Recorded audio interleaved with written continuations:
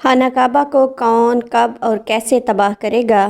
نبی کریم صلی اللہ علیہ وآلہ وسلم نے فرمایا کہ قیامت کی نشانیوں میں سے ایک بڑی نشانی یہ بھی ہے کہ ایک آدمی مکہ کے اندر داخل ہوگا جو کہ خانہ کعبہ کو تباہ کر دے گا، اس کو گرا دے گا اور اس کو آگ لگا دے گا اور خانہ کعبہ کے ٹکڑے سمندر میں پھینک دے گا۔ اس آدمی کی نشانی یہ ہے کہ وہ بسم اللہ الرحمن الرحیم۔ پیارے دوستو، خانہ کعبہ اللہ تعالیٰ کا گھر ہے اور اس کی حفاظت کا ذمہ خود اللہ تعالیٰ نے لیا ہے، لیکن قیامت کی ایک نشانی یہ ہے کہ ایک آدمی خانہ کعبہ کو گرائے گا۔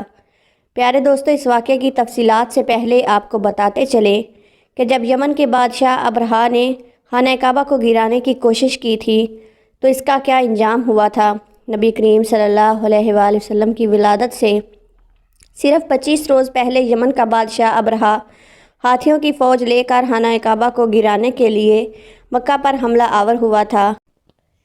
اس کی وجہ یہ تھی کہ ابرہہ نے یمن کے دارالسلطنت صنعا میں ایک بڑا ہی عالی شان گرجا گھر بنایا اور یہ کوشش کرنے لگا کہ عرب کے لوگ بجائے خانہ کعبہ کے یمن میں آ کر اس گرجا گھر کا حج کیا کریں۔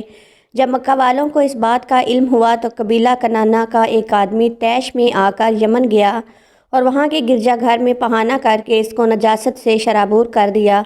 جب ابرہہ نے یہ واقعہ سنا تو وہ غصے میں آپے سے باہر ہو گیا اور خانہ کعبہ کو مسمار کرنے کے لیے ہاتھیوں کی فوج لے کر مکہ پر حملہ کر دیا اور اس کی فوج کے اگلے دستے نے مکہ والوں کے تمام اونٹوں اور دوسرے مویشیوں کو قبضے میں کر لیا۔ اس میں 200 یا 400 اونٹ حضرت عبدالمطلب کے بھی تھے۔ حضرت عبدالمطلب کو اس واقعے سے بڑا دکھ پہنچا، چنانچہ آپ اس معاملے پر بات کرنے کے لیے اس کے لشکر میں تشریف لے گئے۔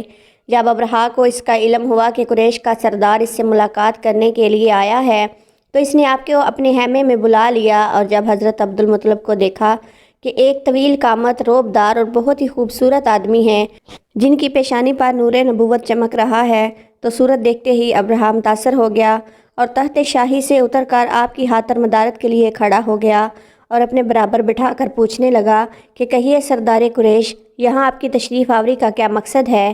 حضرت عبدالمطلب نے جواب دیا کہ ہمارے اونٹ اور بکریاں وغیرہ جو آپ کے سپاہی ہانک لائے ہیں، آپ ان جانوروں کو ہمارے حوالے کر دیجئے۔ یہ سن کر ابرہہ نے کہا کہ اے سردار قریش، میں تو یہ سمجھتا تھا کہ آپ بہت ہی حوصلہ مند انسان ہیں، مگر آپ نے مجھ سے اپنے اونٹوں کا سوال کر کے میری نظروں میں اپنی عزت کو کم کر دیا ہے۔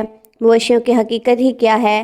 میں تو آپ کے کعبہ کو توڑ پھوڑ کر تباہ کرنے کے لیے آیا ہوں، آپ نے اس کے بارے میں تو بات کی ہی نہیں۔ حضرت عبدالمطلب نے کہا کہ مجھے تو اپنے مویشیوں سے غرض ہے، کعبہ میرا گھر نہیں ہے بلکہ وہ اللہ تعالیٰ کا گھر ہے، وہ خود ہی اپنے گھر کی حفاظت کرے گا، مجھے کعبہ کی تھوڑی سی بھی فکر نہیں ہے۔ یہ سن کر ابرہہ اپنے فرعونی لہجے میں کہنے لگا کہ اے سردار قریش، سن لیجئے، میں کعبہ کو گرا کر اس کی اینٹ سے اینٹ بجا دوں گا اور روئے زمین سے اس کا نام و نشان مٹا دوں گا، کیونکہ مکہ والوں نے میرے گرجا گھر کی بے حرمتی کی ہے، اس لیے میں اس کا بدلہ لینے کے لیے کعبہ کو مسمار کر دوں گا۔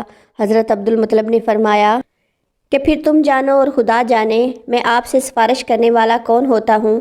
اس بات کے بعد ابرہہ نے تمام مویشیوں کو واپس کر دینے کا حکم دے دیا اور عبدالمطلب تمام جانوروں کو ساتھ لے کر اپنے گھر چلے آئے اور مکہ والوں سے فرمایا کہ تم لوگ اپنے اپنے مال مویشیوں کو لے کر مکہ سے باہر نکل جاؤ اور پہاڑوں کی چوٹیوں پر چڑھ کر دروں میں چھپ کر پناہ لے لو۔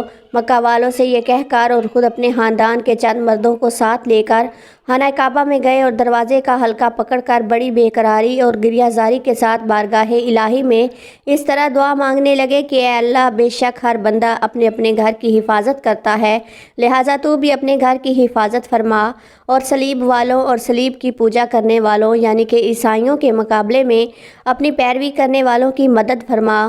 حضرت عبدالمطلب نے یہ دعا مانگی اور اپنے خاندان والوں کو ساتھ لے کر پہاڑ کی چوٹی پر چڑھ گئے اور اللہ تعالیٰ کی قدرت کا نظارہ دیکھنے لگے۔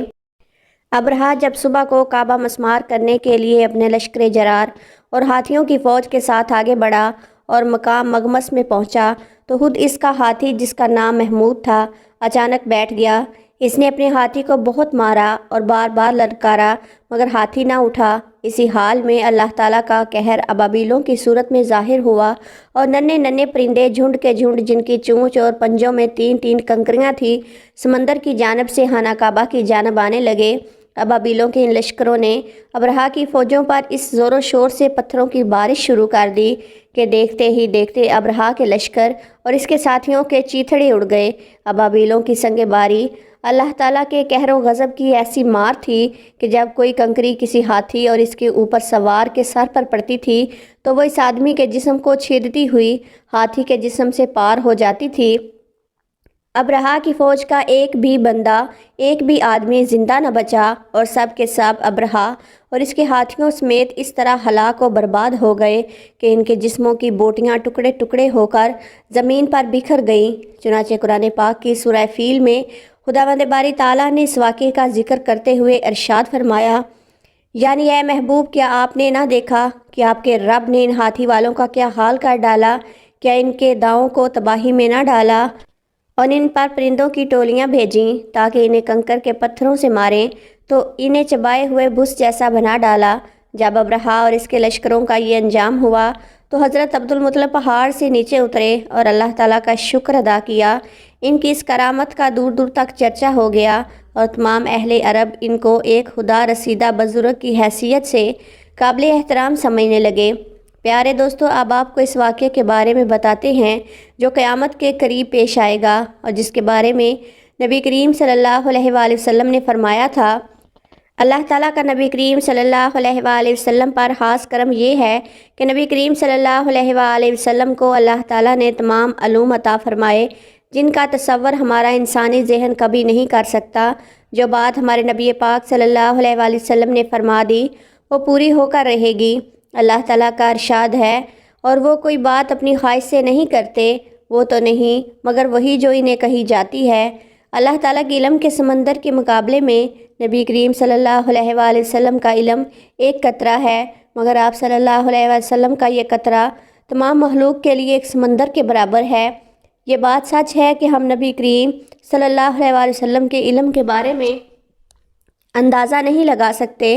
اللہ تعالیٰ کی ذات تو بڑی وسیع ہے، ہم اس کا اندازہ کس طرح لگائیں گے؟ نبی کریم صلی اللہ علیہ وآلہ وسلم نے اپنے سے پہلے گزرے ہوئے تمام انبیاء کرام اور ان کی امتوں کے ساتھ ساتھ آنے والے وقتوں کے بارے میں بھی اپنی امت کو آگاہ کر دیا۔ محدثین اور مفسرین کا کہنا ہے کہ جب قیامت قریب ہوگی تو خانہ کعبہ کو مسمار کرنے کا واقعہ پیش آئے گا۔ جن لوگوں کو اس کے بارے میں علم ہے ان کو اس بارے میں حدیث مبارکہ کی روشنی میں بتاتے ہیں۔ خانہ کعبہ اللہ تعالیٰ کی نشانیوں میں سے ایک بڑی نشانی ہے۔ جب تک خانہ کعبہ قائم ہے اس وقت تک دنیا بھی قائم و دائم رہے گی۔ جب خانہ کعبہ کو گرایا جائے گا تو اس وقت قیامت آئے گی، اور جب قیامت قریب آئے گی تو ایک بدبخت حبشی خانہ کعبہ کو ڈھا دے گا، پھر قیامت آئے گی۔ اس بدبخت حبشی کے بارے میں نبی کریم صلی اللہ علیہ وآلہ وسلم نے ارشاد فرمایا، اس حبشی کی شکل و صورت ایسی ہوگی کہ وہ چھوٹی چھوٹی پنڈلیوں والا حبشی خانہ کعبہ کو ڈھائے گا۔ جبکہ بخاری شریف میں لکھا ہے کہ نبی کریم صلی اللہ علیہ وآلہ وسلم نے ارشاد فرمایا کہ گویا میں اس حبشی کو دیکھ رہا ہوں، وہ کالا اور چوڑی ٹانگوں والا ہے، کعبہ کے پتھر اور اینٹوں کو اکھاڑ اکھاڑ کر پھینک رہا ہے۔ بخاری شریف میں ہے کہ قیامت کے نزدیک حضرت عیسیٰ علیہ السلام کے اس دنیا سے پردہ کرنے کے بعد جب لوگوں کے سینوں سے قرآن مجید اللہ پاک اٹھا لے گا تو اس کے بعد وہ بدبخت حبشی خانہ کعبہ کو ڈھائے گا۔ اس حدیث میں افج لفظ کا استعمال ہوا ہے، اور افج کا مطلب ہے جو اکڑتا ہوا چلے یا چلنے میں اس کے دونوں پنجے قریب رہیں اور دونوں ایڑیوں میں فاصلہ رہے۔ وہ بدبخت حبشی جو قیامت کے قریب خانہ کعبہ کو گرائے گا وہ اسی شکل و صورت کا ہوگا۔ دوسری روایت میں ہے کہ اس کی آنکھیں نیلی، ناک پھیلی ہوئی ہوگی اور پیٹ بڑا ہوگا۔ اس کے ساتھ اور بھی لوگ ہوں گے، وہ خانہ کعبہ کا ایک ایک پتھر اکھاڑ ڈالیں گے اور سمندر میں لے جا کر پھینک دیں گے۔ یہ سب قیامت کے بالکل قریب ہوگا۔ یہاں یہ بات بھی یاد رہے کہ ان قیامت کی نشانیوں سے متعلق روایات میں چند ایک معاملات و شخصیات کو چھوڑ کر ان کے نمودار ہونے کا وقت و حالات، شخصیات و اقوام عالم کا معاملہ کافی حد تک نامعلوم ہے، اور واضح نہیں ہے کہ اس پر کوئی حتمی رائے دی جا سکے کہ کب کون اور کیسے خروج کرے گا وغیرہ۔ آج کل کے اکثر علماء کرام بھی یہ سمجھ رہے ہیں کہ بس قیامت صرف چند سالوں یا دہائیوں میں آنے والی ہے۔ خانہ کعبہ اور مسجد نبوی کو حبشی جنگجو تباہ کریں گے اور یہ خود زمین میں دھنس جائیں گے۔ آئندہ چند سالوں میں امام مہدی اور حضرت عیسیٰ علیہ السلام کا ظہور ہو جائے گا۔ برمودا ٹرائی اینگل سے دجال نمودار ہوگا اور فتنہ فساد پھیلائے گا۔ یہودیوں، عیسائیوں اور مسلمانوں کی آپس میں جنگ ہوگی جو بس چند دن کی دوری پر ہے۔ حقیقت یہ ہے کہ یہ سب کی کیا سرائیاں ہیں جو سادہ لو عوام الناس کو محفوظ کرنے اور عمل و جہاد سے دور کرنے کے لیے کی جاتی ہیں۔ اگر گہرائی سے دیکھا جائے تو بڑے بڑے فتنے تو کئی صدیوں پہلے سے ہی وقوع پذیر ہونا شروع ہو گئے تھے۔ کتنے ہی لوگوں نے مہدی ہونے کا ڈرامہ رچایا، کتنی ہی مرتبہ مسلمان اور یہود و نصارہ میں بڑی بڑی جنگیں ہوئیں، کتنی مرتبہ قبلہ اول یعنی مسجد نبوی فتح ہوئی، کتنی مرتبہ مسجد اقصیٰ پر یہودیوں کا قبضہ رہا، کتنی مرتبہ دجال کی شکل کے انسان پیدا ہوئے، لیکن ان کا ذکر قرب قیامت کے سلسلے میں نہیں ہوتا۔ صرف 20ویں اور 21ویں صدی کے سیاسی معاملات و واقعات کو ہی قرب قیامت سمجھ لیا جانے لگا ہے، جبکہ نبی پاک صلی اللہ علیہ وآلہ وسلم کے ایک فرمان کے مطابق آپ کے وصال کے بعد کا سارا زمانہ قرب قیامت ہی ہے، چاہے کتنی صدیاں گزر جائیں۔ لہٰذا علماء کرام کو چاہیے کہ آج کل کے سیاسی پروپیگنڈے سے متاثر ہو کر عوام الناس کو محظوظ کرنے کی بجائے ان کو نیک اعمال کرنے اور جہاد فی سبیل اللہ کی طرف راغب کریں۔ پیارے دوستو، اللہ تعالیٰ ہمیں نیک اعمال کرنے کی توفیق عطا فرمائے اور برائیوں سے بچنے کی توفیق عطا فرمائے اور ہمارا خاتمہ ایمان پر ہو، آمین ثم آمین۔ پیارے دوستو، کمنٹ باکس میں اللہ تعالیٰ کے 99 ناموں میں سے ایک نام ضرور ٹائپ کر دیں۔ ویڈیو پسند آئے تو ویڈیو کو لائک کر دیں اور ہمارے چینل کو بھی سبسکرائب کر دیں۔ شکریہ۔